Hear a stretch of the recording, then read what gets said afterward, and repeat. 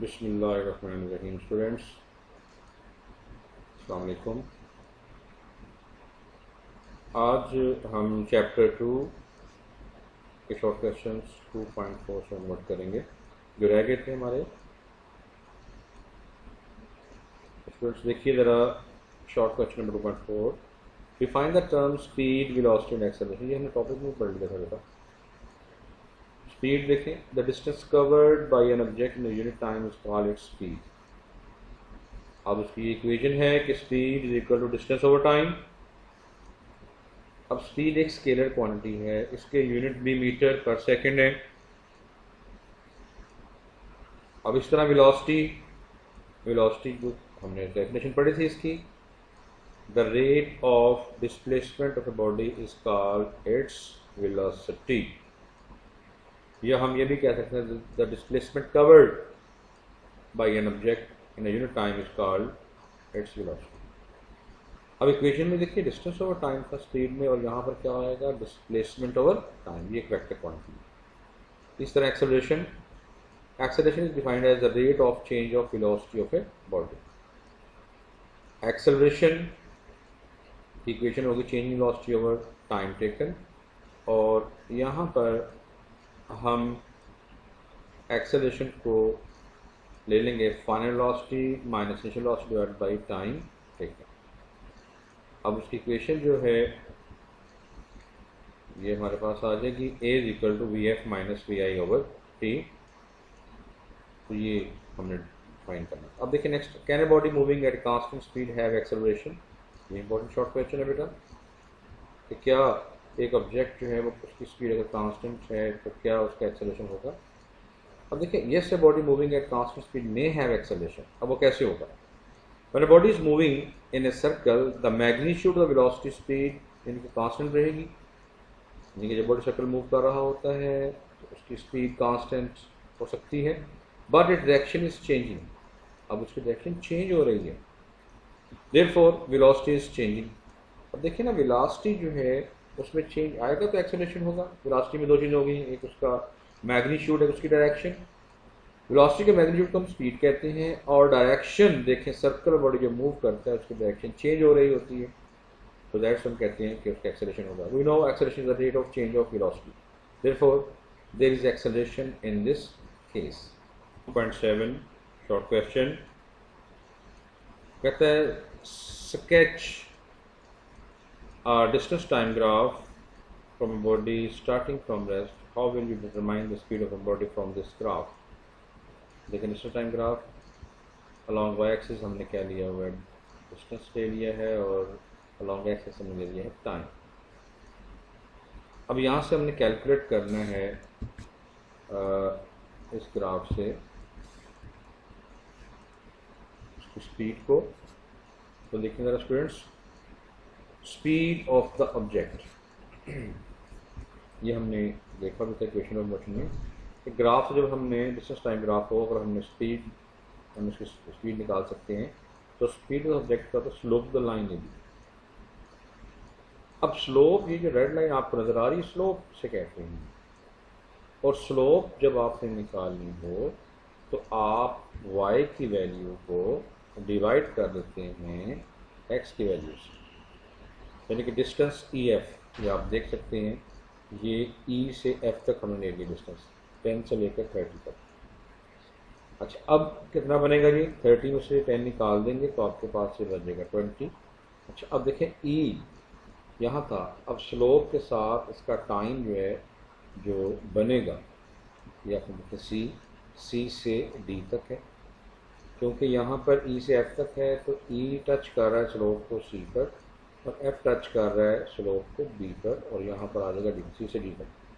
15 में से 5 सेकंड आप निकाल देंगे तो आपके पास 10 सेकंड बच जाएंगे, तो 20/10 इक्वल टू आ जाएगा 2 metre per second. The speed found from the graph is 2 metre per second. अब इसके बाद देखिए ज़रा 2.8, what would be the shape of the speed time graph of a body moving with variable speed, shape of the speed time graph. अब देखेंगे हम इसमें हमने देखना ये है। अब ये आपको लेफ्ट साइड पर ग्राफ ये नज़र आ रहा है, ये देखिए यहाँ पर ये वेलोसिटी टाइम ग्राफ में अब ये स्पीड एक जैसी नहीं है। अब यहाँ की डॉटर लाइन आपको नज़र आ रही है, अगर ये ऐसे लाइन होती तो हमने कहना था कि इसकी स्पीड जो है वो एक जैसी है, लेकिन यहाँ पर देखें कि ये इसकी स्पीड अब एक जैसी नहीं, ये रेड लाइन है। तो अब देखिए ज़रा, इन this case the resistance time graph is not straight line, the slope of the curve at any point can be found from the slope of the tangent of at that point which gives us acceleration at that. क्योंकि इसकी speed एक जैसी नहीं है, speed variable है, तो जब velocity very करती है तो हम कहते हैं कि ऑब्जेक्ट जो है उसका एक्सेलरेशन होगा। 2.9 देखेंगे स्टूडेंट्स। 2.9 में which of the following can be from the speed time graph, initial speed, final speed, distance covered in the time की एक्सेलरेशन ऑफ द मोशन। ये अब हमने सारा ऑलरेडी किया हुआ। अब नेक्स्ट देखें, हाउ कैन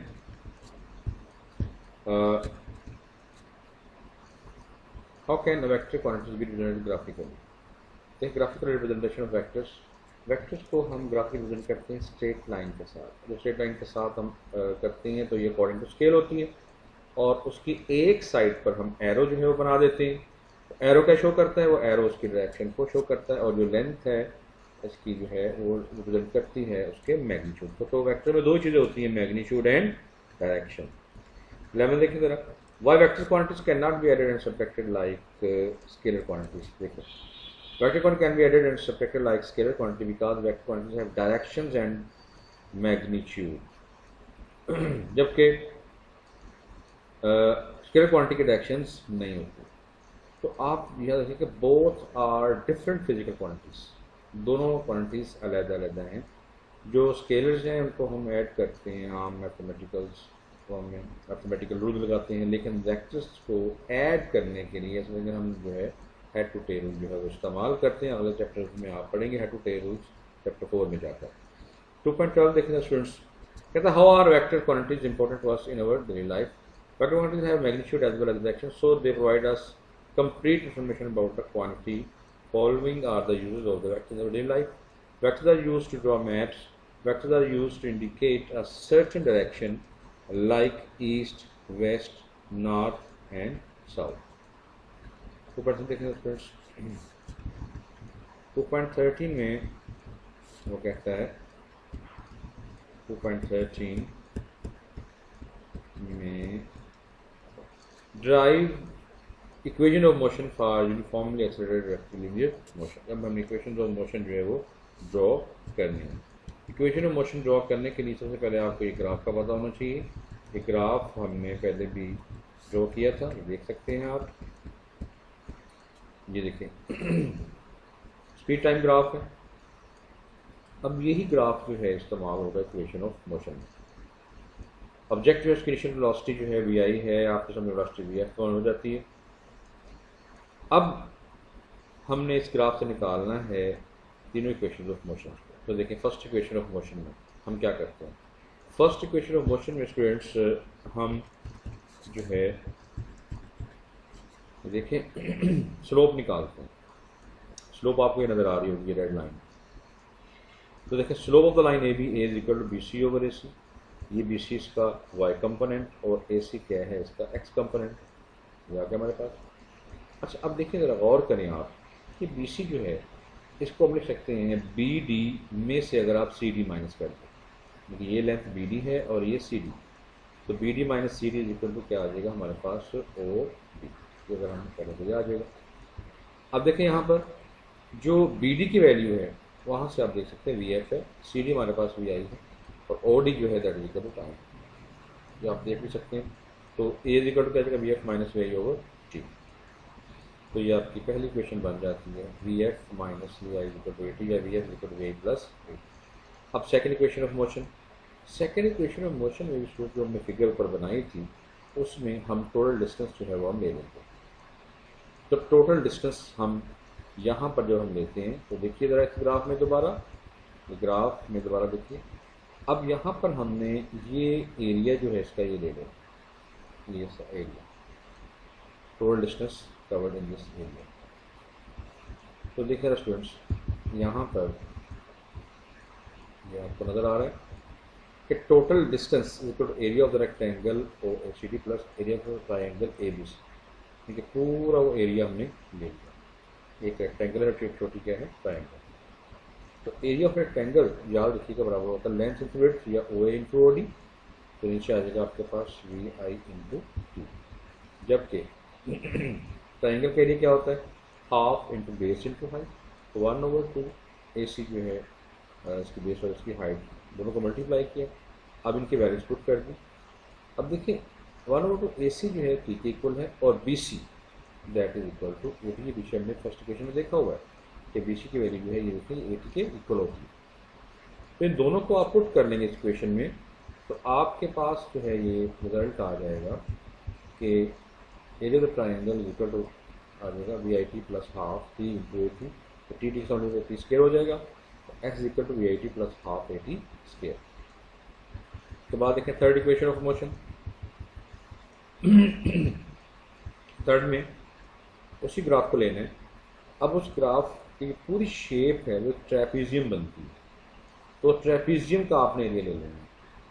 तो टोटल एरिया जो है दैट इज इक्वल टू आ जाएगा एरिया ऑफ द ट्रेपीजियम। तो ट्रेपीजियम के एरिया की इक्वेशन होती है 1/2 इंटू हाइट, और ये सम होता है पैरेलल साइड्स का। तो ये 2 इधर मल्टीप्लाई होगा 2s, तो आ जाएगा O A plus B D into O.